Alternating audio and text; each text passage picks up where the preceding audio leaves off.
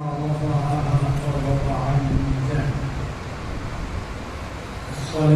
والسلام على حبيب الرحمن وعلى آله وأصحابه الأتمان الأكملان. أعوذ بالله من الشيطان الرجيم. بسم الله الرحمن الرحيم. ولا تكونوا لمن يقتل في سبيل الله أموات بل أحياء ولكن لا تشعرون. إن الله وملائكته يصلون على النبي يا أيها الذين آمنوا صلوا عليه وسلموا تسليما. اللهم صل على سيدنا وشفيعنا وحبيبنا ومولانا محمد كما صليت وسلمت ورحمت وباركت وترحمت وتقدست على سيدنا إبراهيم وعلى آل سيدنا إبراهيم إنك حميد مجيد. سبحان ربك رب العزة عما يصفون وسلام على المرسلين والحمد لله رب العالمين.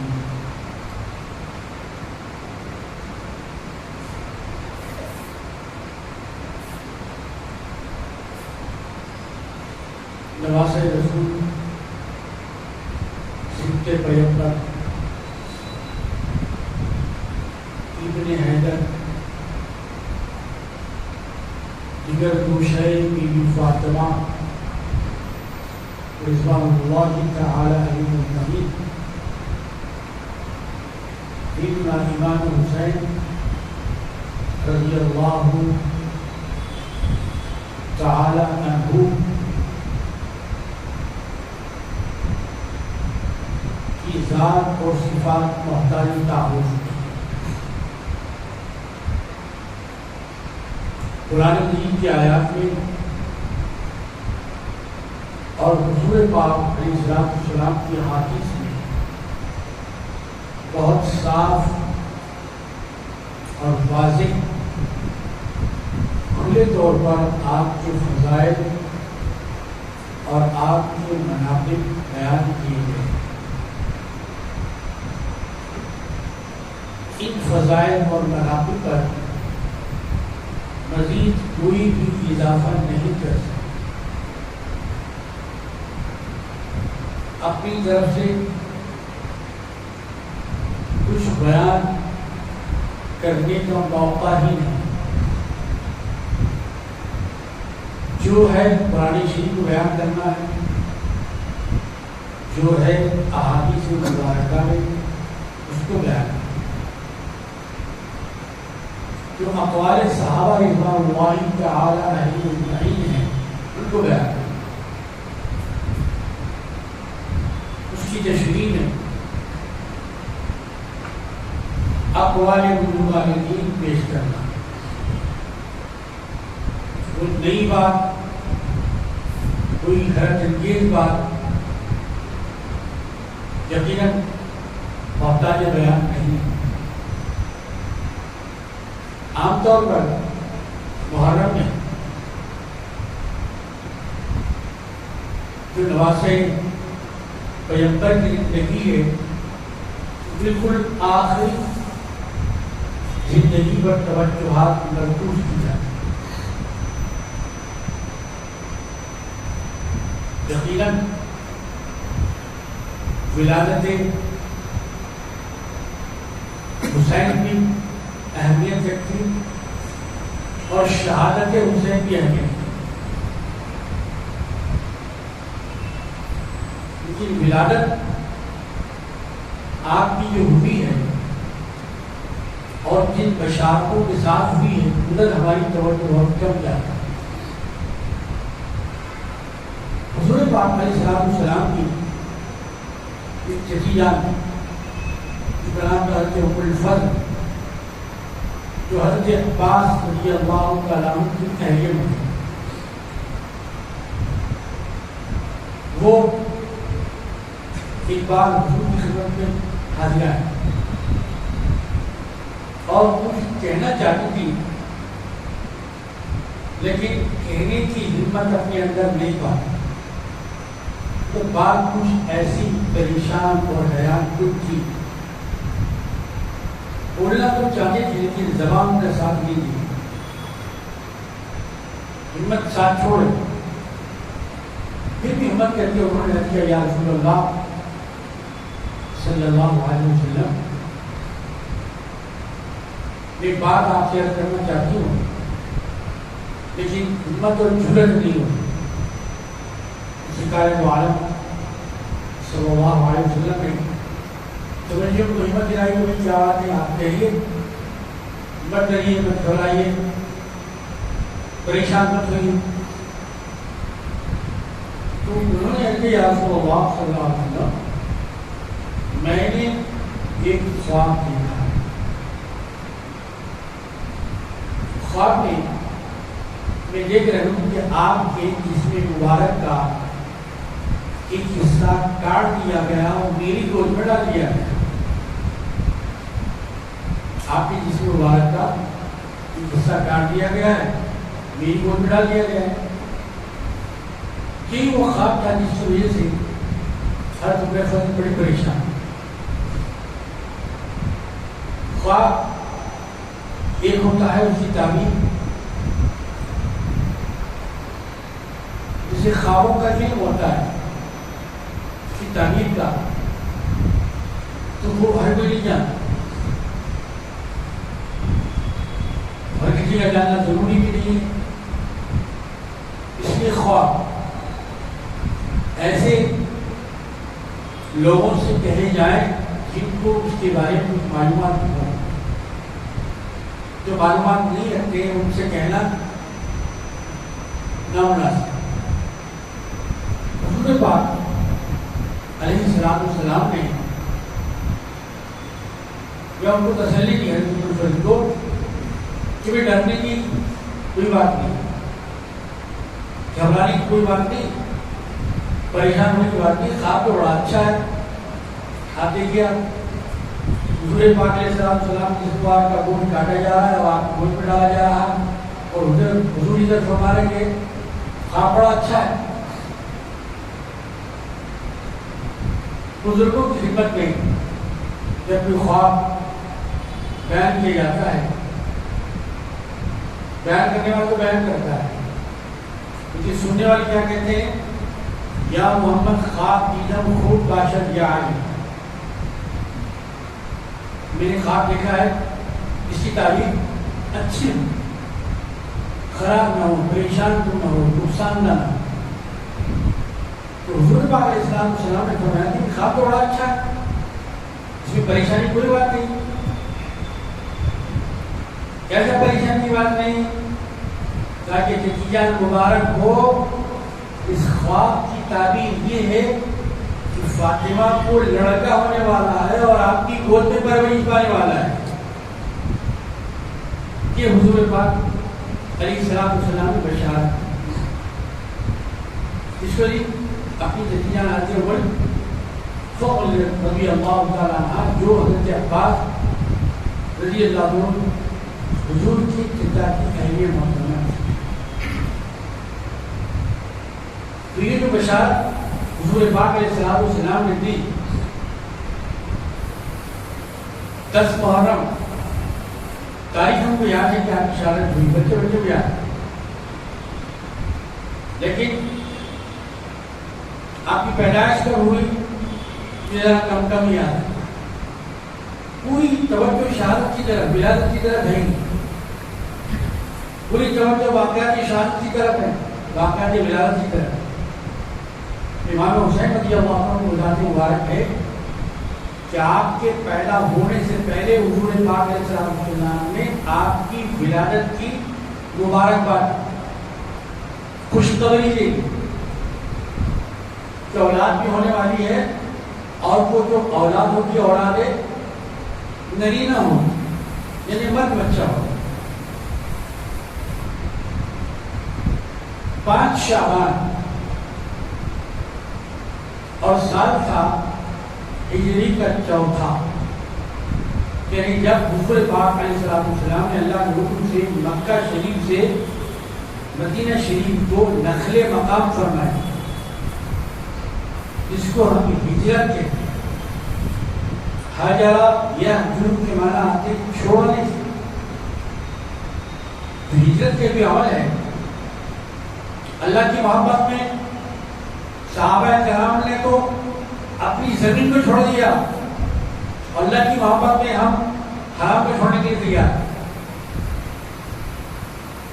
اللہ کی محبت میں ہم اپنی شادیوں میں پڑھا آبادی چھوڑنے کے لیے تیار۔ اللہ کی محبت میں ہم شادیوں میں سڑکوں پر ناچنا چھوڑنے کے لیے تیار نہیں ہے، تو پھر ہم کیا چھوڑیں گے؟ محرم میں سوچنے کا موقع ملتا ہے، لیکن کیا ہم سوچتے ہیں کیا شہادت کیا یہ عمل کیوں پیش آیا کہ اس بات پر ہمارا اور ہوتا ہے؟ نہیں ہوتا۔ 10 محرم کو چھٹی ملتی ہے، کم از کم اس دن تو ہم کو توبہ اللہ کرنا چاہیے، اس دن تو کم از کم قرآن شریف پڑھنا چاہیے، اس دن تو کم از کم اس بات کا اہتمام کرنا چاہیے کہ امام حسین رضی اللہ تعالیٰ کی زندگی کس کا نمونہ تھی؟ امام حسین کی زندگی اپنے نانا جان کا نمونہ۔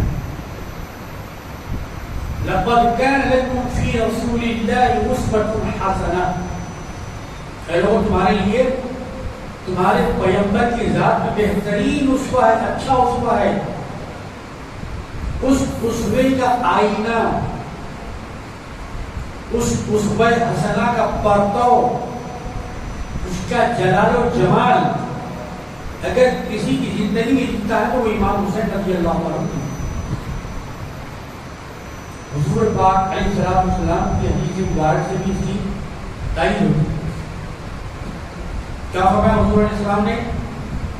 حسین منی و انا من الحسین، حسین مجھ سے ہے اور میں حسین سے۔ مطلب کیا ہے؟ حسین کوئی الگ راستے پر نہیں ہے، جو میرا راستہ ہے حسین کا راستہ ہے، جو حسین کا راستہ ہے وہ میرا راستہ ہے۔ حسین کی محبت میری محبت ہے، حسین کی دشمنی میری دشمنی، حسین کو تکلیف دینا مجھے تکلیف دینا، مجھے تکلیف دینا اللہ کو تکلیف دینا۔ تو یہ امام حسین رضی اللہ تعالیٰ عنہ 4 ہجری 5 شعبان کو مدینہ المنورہ میں پیدا ہوتے ہیں۔ آپ کی جو پرورش، آپ کی جو تعلیم، آپ کی جو تربیت ہو رہی ہے، یا تو حضور کی گود میں ہو رہی ہے، یا تو سیدنا علی کی گود میں ہو رہی ہے، یا بی بی فاطمہ خاتون جنت رضی اللہ تعالیٰ عنہ کی گود میں، یا پھر ان کے بڑے بھائی سیدنا امام حسن رضی اللہ تعالیٰ عنہ کی صحبت میں ہو رہی ہے۔ یہ ایسی مبارک ہستیاں ہیں جن کا ذکر اللہ کے قرآن مجید کے اندر بیان ہوتا ہے۔ یطعمون الطعام علی حبہ مسکینا ویتیما واسیرا۔ ایک بار سے نہ امام حسن امام حسین دونوں علیل ہو گئے، مزاج خراب ہو گیا، ان کا بیمار ہو گیا، تو کچھ لوگوں نے مشورہ دیا کہ بھائی آپ کے دونوں شہزادوں کو صحت ہو جائے گی، اچھے ہو جائے تو فکر کی بات نہیں ہے، تندرست ہو جائیں گے، پریشانی کی بات نہیں ہے، مگر اتنا کرنا پڑے گا کہ دونوں کی کی صحت کے لیے 3 روزوں کی اللہ سے منت مانگی. منت ہوتی ہے حقیقت میں اللہ کے لیے کہ پیسے چلی جا کے اللہ تعالیٰ کو دے دیا, کھانا لیا کہ کیا اللہ تعالیٰ کو دے دیا, نوز باللہ نہیں, جو اس کے مستحق ہے اس کو دے دیا. منت اللہ کے لیے, نظر تو اللہ کے لیے, لیکن جو پیش کر رہے ہیں وہ یا تو آپ بندہ کو پیش کریں گے. جو مساکین ہیں, جو فقراء ہیں, جو مستحق ہیں, جن کا کوئی پرسان حال نہیں, خود کو لے جا کر ان کی خدمت میں یہ پیش کریں. سیدنا علی مرتضیٰ بن فاطمہ خاتون ہند سب نے جناب علی کیا کیا, 3 دن کے روزوں کی نیت کری کہ بھائی ہمارے بچے اچھے ہو جائے تو ہم 3 دن روزہ رکھیں گے اللہ کے. دونوں شہزادے صحتیاب ہوئے, تندرست ہوئے. ٹھیک, اب منت پوری کرنا ہے. منت مذاق میں نہیں ہوتی, منت سیریسلی ہوتی. اور جب آپ منت کر لیں, ایک چیز آپ پر واجب نہیں تھی لیکن اپنے اوپر آپ نے واجب کر لیا, تو اس کا پورا کرنا تو واجب ہے, ورنہ تو کیوں رہے, قرضہ ہے. جیسے قرضہ ادا کرنا آپ پر واجب ہے, لینے کے بعد ہنس کے بھی سزا نہیں کر سکتے آپ کو ادا کرنا ہے پریکٹیکلی. تو اب روزے رہنے کا پہلا کیا ہے, سیدنا علی رضی اللہ عنہ محنت کا سب فرما ہے.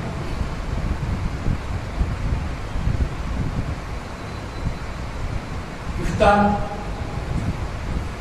کے لیے جو بھی تھا وہ سامنے رکھا گیا. اب افطار کرنا ہی چاہتے ہیں, مغرب وقت ہوا کہ جناب دروازے پہ ایک آواز آئی کہ میں مسکین ہوں, میرا کوئی پرسان حال نہیں ہے, مجھے کچھ کھلائیے پلائیے. اب جناب یہ اہل بیت کا کردار ہے, ہمارا بھی کردار ہے. ہمارا کردار کیوں بیان نہیں کیا جاتا اور اہل بیت کا کردار کیوں بیان کیا جاتا ہے, یہ فرق یہاں سمجھنا ہے. اہل بیت کا کیریکٹر اور ہمارے کیریکٹر میں بہت بڑا فرق ہے. ہم صرف جہاد کے دعوے کرتے ہیں اور اہل بیت دعوے کے ساتھ دلیل پیش کرتے ہیں. والذین آمنوا اشد حبا للہ, مومنین کی نشانی ہے کہ وہ زبانی دعوے محبت نہیں کرتے بلکہ عملی طور پر اللہ کو خوب ٹوٹ کر چاہتے ہیں, بے پناہ محبت کرتے ہیں اللہ. ہماری محبت زبان پہ ہے, ان کی محبت دل میں ہے. یہ واقعات اس لیے بیان کیے جاتے ہیں کہ تاکہ محبت ہماری زبان سے دل میں, روح میں اتر جائے. ورنہ آپ کی زندگی میں کتنے 10 محرم آئے ہوں گے, کبھی آپ نے اپنے دماغ میں چھوڑ دیا کہ آپ امام حسین کو قربانی کیوں نہیں, کیوں اپنے گھر میں بیٹھ گئے, کیوں مدینے کو چھوڑا. حالانکہ سرکار نے فرمایا تھا کہ جس کو یہ خواہش ہے کہ اس کی موت مدینے میں آئے تو ساری دنیا کو چھوڑ کے مدینے کے اندر آئے, کوشش کر سکتا ہے.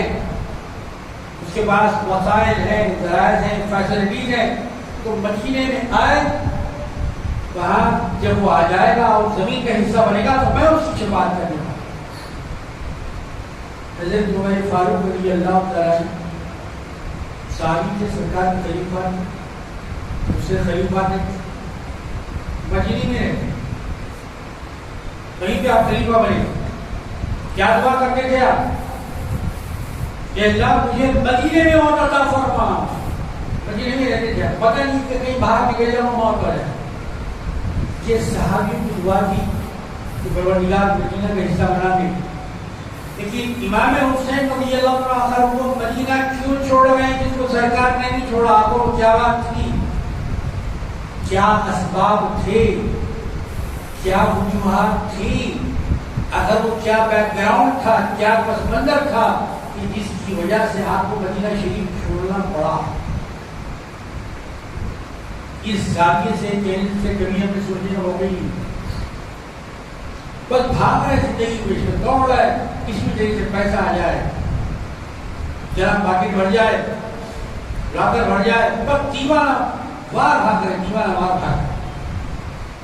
امام حسین کا راستہ کون سا ہے، ہمارا راستہ کون سا ہے،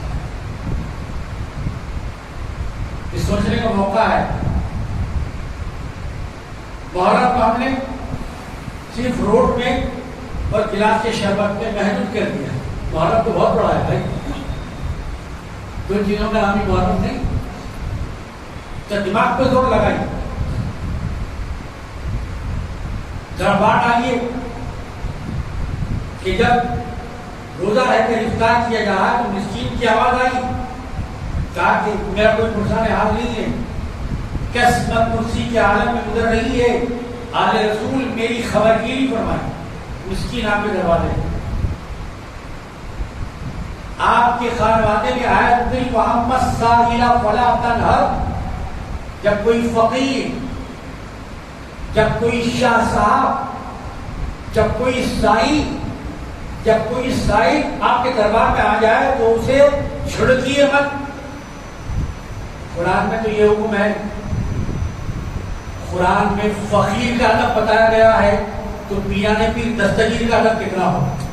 ہم کو فقیر کا ادب ہی نہیں معلوم جو قرآن میں لکھا ہوا ہے. اب جو ماں باپ کی بے عزتی کرتے ہیں، ماں باپ کی نہیں سنتے، استاد کی بے ادبی کرتے ہیں، بڑوں کو پیٹ دکھاتے ہیں، ان کا معاملہ کیا ہوگا. قرآن تو فقیر کا ادب سکھا رہا. فقیر کو مت چھڑکو، وہ بھی اللہ کا بندہ ہے. جو الگ بات ہے کہ تم کرسی بیٹھے ہو اور نیچے بیٹھا ہو، فقیر کو بھی فقیر مت سمجھو، وہ بھی خدا کا ایک بندہ ہے، اس کائنات کا ایک جز ہے. فرق یہ ہے کہ اس کا ہاتھ اس پوزیشن میں ہے اور تمہارا ہاتھ اس پوزیشن میں. وَأَمَّا السَّائِلَ فَلَا تَنْهَرْ. فقیر کو بھی کمتر نہیں سمجھنا ہے بھائی. تو جو آپ کا روحانی اور جسمانی علمی پیشوا ہے، کیا وہ کمتر ہو سکتا ہے؟ کیونکہ ہمارا ذہن ادھر جاتے ہی نہیں ہوگا، ہم ادھر جاتے ہی نہیں اس دلی کے اندر، اس پہ ختم رکھنا بھی گوارا نہیں کرتے. جی جب مسکین کی آواز آئی تو اہل بیت کا دل تڑپ گیا. جیسے مسکین کی آواز کانوں میں پڑی، سیدنا علی مرتضیٰ رضی اللہ عنہ نے کہا، اپنے خادم سے کہا کہ یہ میرے حصے کی روٹی لے جا کر مسکین کو دے دیں. اللہ اکبر.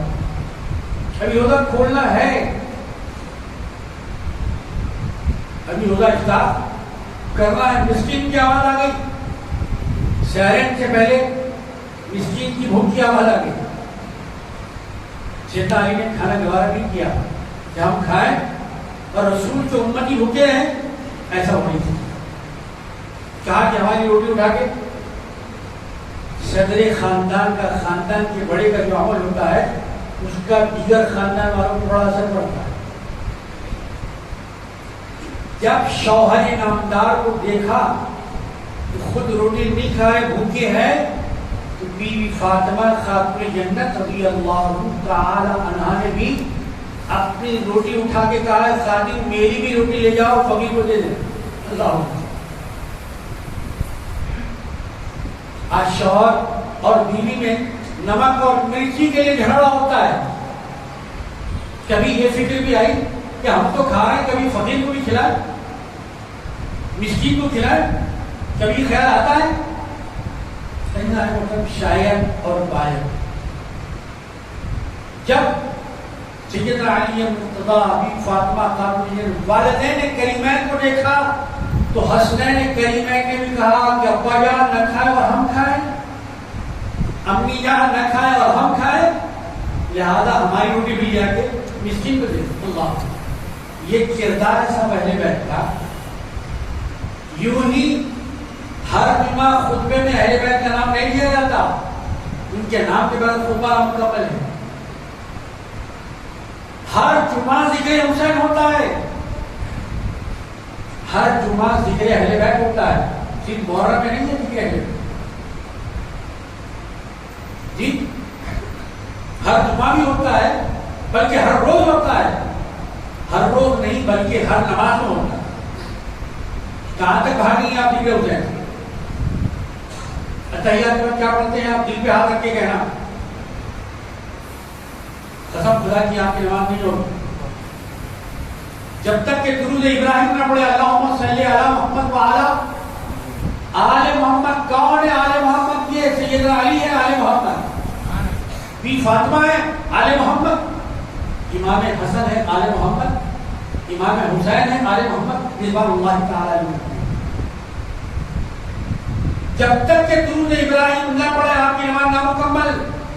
سال میں ایک مرتبہ نہیں ہو رہا ہے ذکر اہل بیت، جیسا کہ ہم سمجھتے روزانہ ہو رہا ہے، 5 نمازوں میں ہو رہا ہے۔ عبادت خدا کی ہے، ذکر محبوبان خدا کا ہے۔ جب گھر کے پورے افراد کو دیکھا کہ نہیں کھا رہے ہیں، نوکر پہ بھی مالک کے عمل کا اثر پڑا۔ کہا مالک آپ اپنا کھائیں، میں کیسے کیا کر سکتا ہوں؟ کاش کہ ہم بھی اہل بیت کے ایسے وفادار نوکر بن جائیں۔ نوکر نے بھی اپنی روٹی اٹھائی، روٹی اٹھا کے لے آ کے فقیر کو دی، مسکین کو دے دی، پہلا دن گزر گیا، 3 روزے رہنا تھے نا، 3 روزوں کی منت تھی، دوسرا دن آیا، دن ختم ہوا، سورج غروب ہوا، افطار کرنا تھا۔ اب سب اہل بیت افطار کے دسترخوان پہ بیٹھے ہوئے، اب روزہ کھولا ہی چاہتے ہیں، یہ کہا ہے آپ کون ہیں؟ کہا یتیم ہوں، باپ کا سایہ چھن گیا، کوئی شفقت سے ہاتھ پھیرنے والا نہیں ہے، اب کوئی دعائیں دینے والا نہیں ہے، سب دعائیں دینے والے مر گئے۔ آج بھی ویسے ہو رہا ہے، دعائیں دینے والوں کو لوگ تلاش کر رہے ہیں۔ جو مانگ رہا ہے پیسہ مانگ رہا ہے، دعا نہیں مانگ رہا ہے، دعا نہیں چاہیے، دعا آپ رکھ لیجیے، ہم کو پیسہ دیں جی۔ تو دعاؤں کے لیے لوگ ترس رہے ہیں۔ کس کی آواز آئی؟ کہا کہ یتیم اہل بیت کی چوکٹ پر جہاں سے کوئی واپس نہیں آ سکتا، اِنَّا أَعْطَيْنَاكَ الْكَوْثَرَ پڑھا ہوگا آپ نے، مانا نہیں جانا نہیں کیا ہے؟ پیغمبر سے رب اکبر کہہ رہا ہے اے حبیب ہم نے آپ کو کوثر کا مالک بنا دیا، عطا کر دیا، مالک بنا دیا۔ عام طور پر کوثر سے مراد وہ حوض لیتے ہیں جس کا نام کوثر ہے، ایسا کہنا غلط نہیں ہے، بالکل صحیح نہیں ہے۔ کوثر سے مراد حوض کوثر ہے، اس سے سارے امتی سرکار سے بھیک مانگی، آپ نے ہم حوض کوثر سے کچھ ملا، ایک جام ملا، صاحب کی یہ حوض کوثر اس لیے آپ کو کہا ہے، آپ کا کیا لگا؟ کوثر سے مراد دوسرا معنی جو مفسرین کرام جنہوں نے قرآن پڑھا، اس کے علوم میں غوطہ لگایا، دل لگایا قرآن سے، اللہ نے ان کے اوپر یہ رات بولا کہ کوثر سے مراد حوض کوثر بھی ہے اور کوثر سے مراد حضور کی آل بھی ہے،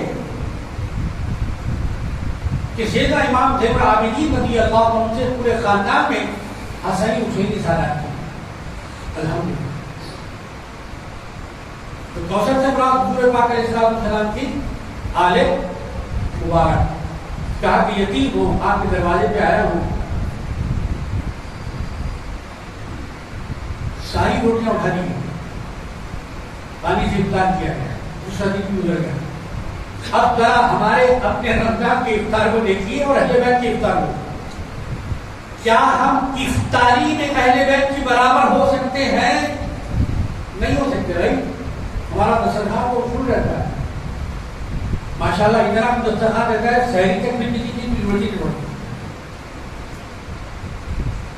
ایسی ہماری افطاری کہ سحری تک پھر کسی چیز کی کھانے کی ضرورت ہی نہ پڑے، اور یہ اہل بیت کی افطاری، اہل بیت کا روزہ ہے، کیا روزہ ہے؟ نہ ہم اہل بیت کی روزی کی برابری کر سکتے ہیں نہ اہل بیت کے روزے کی برابری کر سکتے ہیں۔ ان کی روزی بھی منفرد ہے، ان کا روزہ بھی منفرد ہے، ان کا روزہ بھی منفرد ہے، تینوں میں کسی کا جواب۔ دوسرا دن بھی چلا گیا، آل رسول نے پانی پھینکتا ہے، تیسرا دن آیا، سارا دن گزر گیا، اب افطاری کی دعا کرنا ہے، لگا سب تو وہ بھی کا عمل تو اعلیٰ رزقی کا افطر تو پروردگار میں نے تیرے لیے روزہ رکھا، کسی کو دکھانے بتانے کے لیے، اب تیرے لیے سے میں یہ روزہ کھولتا ہوں، افطار کرتا ہوں، اے اللہ رکھا تو میں نے ہے لیکن قبول کرنا آپ کا کام، اس روزے کو قبول فرمائے۔ جب تیسرا روزہ اہل بیت کھولنا چاہتے تھے، پھر ہمارے دروازے پر اب یہ آنے والے اپنے سے آ رہے ہیں یا کوئی بھیجانے والا ان کو بھیجا رہا ہے، نہیں معلوم۔ قرآن کے اندر ہے کہ تیسرے دن بھی ایک آواز اہل بیت کے دروازے پہ آئی، کہا کہ بھائی اب کون ہے؟ کہا کہ میں ایک قیدی ہوں، ابھی ابھی چھوٹ کے آیا، میرا کوئی پریشان حال نہیں ہے، خدا کے لیے میری خبر گیری کیجیے، میرا ہاتھ پکڑیے، میری تسلیت کیجیے، مجھے کچھ کھلائیے پلائیے۔ کس نے آواز دی ہے؟ اسیر نے، قیدی نے، جو چھوٹ کے آیا تھا۔ تیسرے دن بھی اہل بیت نے اپنا پورا دسترخوان اٹھایا اور قیدی کے حوالے کر دیا۔ عمل تو زمین پر ہو رہا تھا، مدینہ شریف میں ہو رہا تھا، لیکن اس عمل کو آسمان کی بلندیوں میں قدرت دیکھ رہے، فرشتے بھی دیکھ رہے۔ اس کے بعد حضرت جبریل امین علیہ السلام کے ذریعے سے یہ آیات نازل کی گئی کہ جبریل اب یہ خدا کا منشا ہے کہ اہل بیت کے اس عمل کو قیامت تک کے لوگوں کے لیے مثال کے طور پر یادگار بنا کے رکھ دیا جائے۔ جی پروردگار کیا یہ حکم لے جاؤ، یطعمون الطعام علی حبہ مسکینا و یتیما و اسیرا۔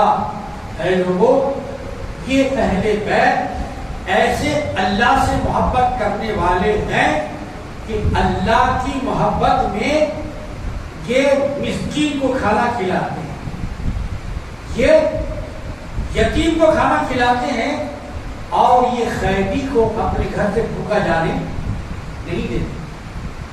یہ اہل بیت کا عمل ہے، یہ اہل بیت کا واقعہ ہے، یہ سرکار دو عالم صلی اللہ علیہ وسلم کے صحابہ کے گھر کا معاملہ ہے، لیکن اللہ تعالیٰ نے اسے مثال بنا کر قیامت تک کے انسانوں کے لیے قرآن مجید میں محفوظ کر دیا۔ کیا کبھی ہم نے اس آیت مبارکہ کو پڑھا؟ کیا کبھی اس کی تفسیر کو جاننے کی کوشش کی؟ کیا کبھی اس کردار کو زندہ کرنے کی اپنی زندگی کے اندر کوشش کی؟ نہیں کی۔ کم از کم اب تو کرنا چاہیے۔ امام حسین رضی اللہ تعالیٰ کو فضائل، ہماری گندی زبان کیا بیان کر سکتی ہے؟ نہ ہماری زبان بیان کر سکتی ہے، نہ ہمارے پاس وہ کان ہے، دن بھر گالیاں سنتے ہیں، جن کانوں سے گالیاں سنے اس سے ذکر ہے امام حسین سنے، جن زبانوں سے جھوٹ بکے صبح سے لے کے شام تک، اس زبان سے ہم ذکر حسین کر سکتے ہیں؟ نہیں کر سکتے۔ پہلے زبان کو پاک و صاف کرنا، ہزار بار بشویم دہن دے مشک و گلاب، روز نام تو گفتن کمال بے ادبی، ایک صاحب ادب امتی نے جس کو اس کے ماں باپ نے، والدین نے، اس کے اساتذہ نے، اس کے بڑوں نے، اس کے بزرگوں نے اسلام کا ادب سکھایا تھا، ادب۔ آج بے ادبی کا نام ادب ہے، آج آیت کا نام ہنر ہے۔ پہلے اگر کوئی بچہ، کوئی بچی پھٹا لباس، چیرا ہوا لباس جس دکھانے والا لباس پہن کے گھر سے نکلتے تھے. بچے سے پوچھا جاتا کیا بیٹے یتیم ہو, تمہارا کوئی پرسان حال نہیں ہے, کیا تمہارے باپ نہیں ہے, کیا تمہاری ماں نہیں ہے جو پھٹے کپڑے کم از کم سی کر تو پلائے, نیا نہ پلائے. تو پہلے یہ عیب تھا پھٹا پہننا, آج پھٹا پہننا ہنر ہو. ہر بچے پہن رہے ہیں, فیشن کے نام پہ پہن رہے ہیں. یاد رکھ لیجیے یہ فلمی ستارے ہمارا آئیڈیل کبھی تھے نہ کبھی ہو سکتے ہیں. ارے ہمارا آئیڈیل تو محمد رسول اللہ صلی اللہ علیہ وسلم. میرے بھائی نوجوانوں, ہمارا نمونہ تو حضور پاک علیہ السلام کی ذات ہے. ہمارا نمونہ اہل بیت, ہمارا نمونہ اصحاب رسول ہے, ہمارا نمونہ خلفائے راشدین ہے. کیا مکے کے امام صاحب کو, سدیس صاحب کو, شرین صاحب کو, حذیفی صاحب کو کبھی آپ نے ننگے سر کعبے کے اندر نماز پڑھاتے ہوئے دیکھا؟ گنجائش ہے قرآن پہ ہاتھ رکھ کے کہا جائے, ہم نے کبھی نہیں دیکھا. جس وقت اللہ نے ہاتھ پہ بچھایا اس وقت بھی نہیں دیکھا, جس وقت اللہ نے عمرے پہ بھیجایا اس وقت بھی نہیں دیکھا. نہ حج پہ گئے نہ عمرے میں گئے. کہا کہ اس کے علاوہ ہم نے دیکھا, تو کہاں دیکھا؟ کہا ٹی وی میں دیکھا تھا. کبھی بھی سدیس صاحب نے, شریم صاحب نے, حذیفی صاحب نے نہ مکے میں نہ مدینے میں کبھی ننگے سر نماز نہیں پڑھائی, اللہ کے سامنے نہیں ٹھہرے.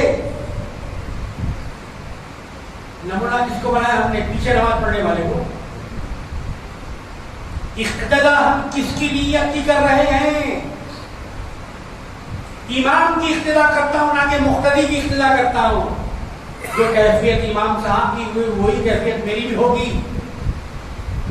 اقتدیت بہذا الامام نہ کہ اقتدیت بہذا المقتدی.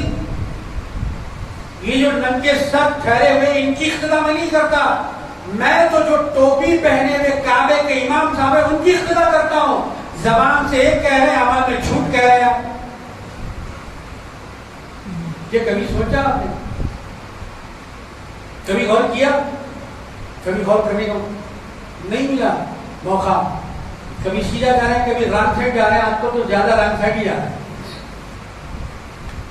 ٹھیک, اسلام رانگ سائڈ کا مطلب نہیں, اسلام تو بالکل سیدھے سیدھے اسٹیٹ مطلب ہے.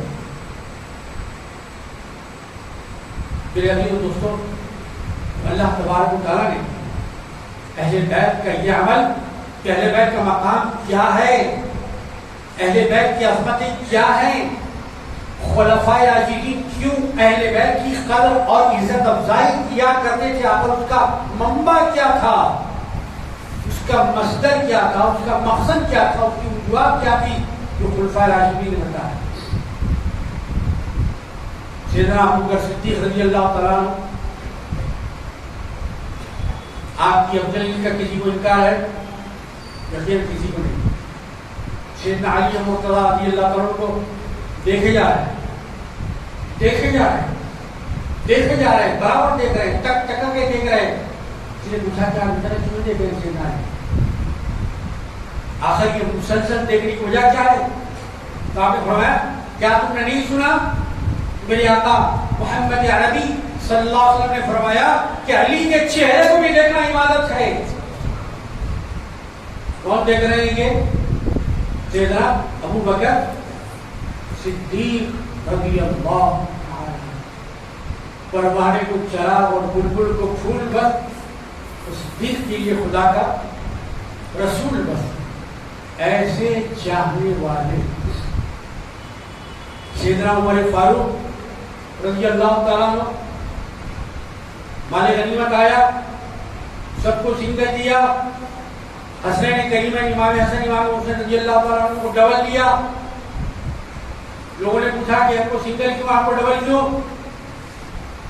کہا ڈبل دوں گا جب امام حسن امام حسین جیسے نانا اور نانی لے گیا, ڈبل دوں گا جب ان کے جیسے والد اور والدہ لے گیا, ڈبل دوں گا ان کے ماموں اور ان کی جیسی خالہ لے کے آؤ, ڈبل دوں گا جب ان کے جیسا پھوپھا اور پھوپھی لے کر آؤ.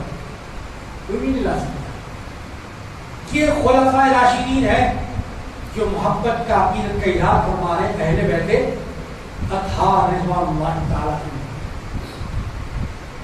عنہ 4 ہجری 5 شعبان ولادت ہے اور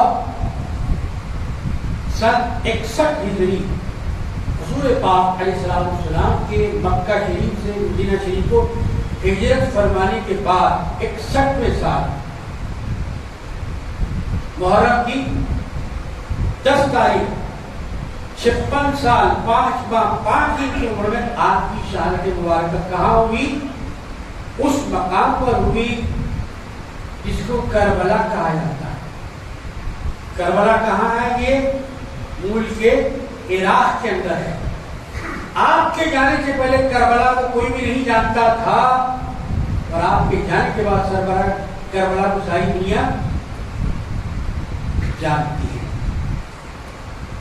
آج کا دن اور کل کا دن یعنی 9 محرم الحرام اور 10 محرم الحرام مدینہ شریف میں کچھ لوگ روزہ رہتے تھے۔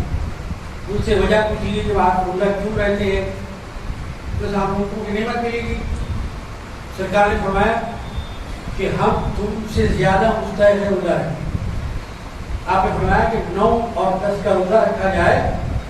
جب رمضان شریف کے روزے فرض ہو گئے تو بتایا کہ 9 اور 10 محرم کا روزہ اب فرض نہیں ہے بلکہ نفل ہے۔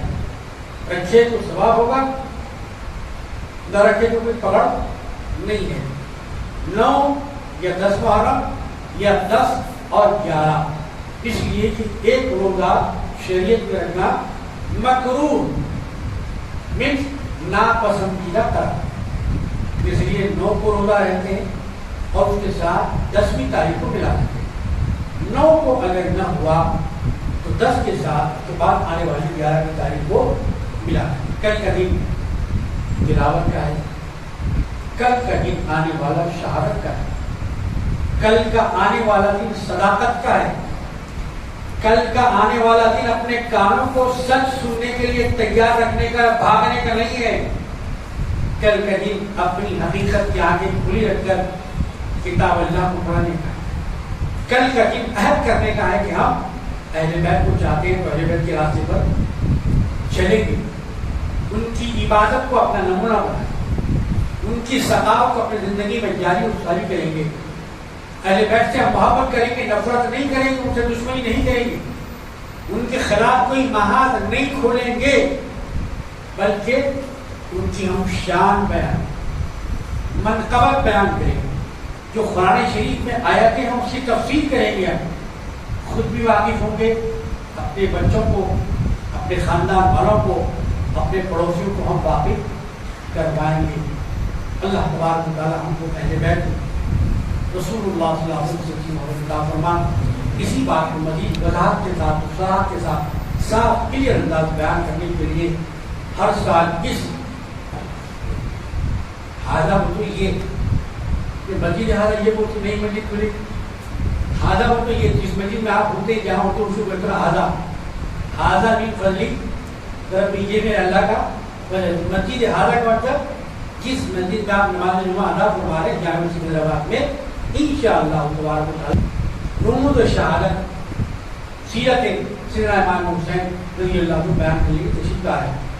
آج بھی انشاءاللہ تبارک و تعالی کل 10 محرم ہے۔ اللہ تبارک و تعالی ہمارے روزوں کو اور ہمارے آپ کی بھیجے گئے تو ہدیوں کو قبول فرما۔ وآخر دعوانا الحمد للہ۔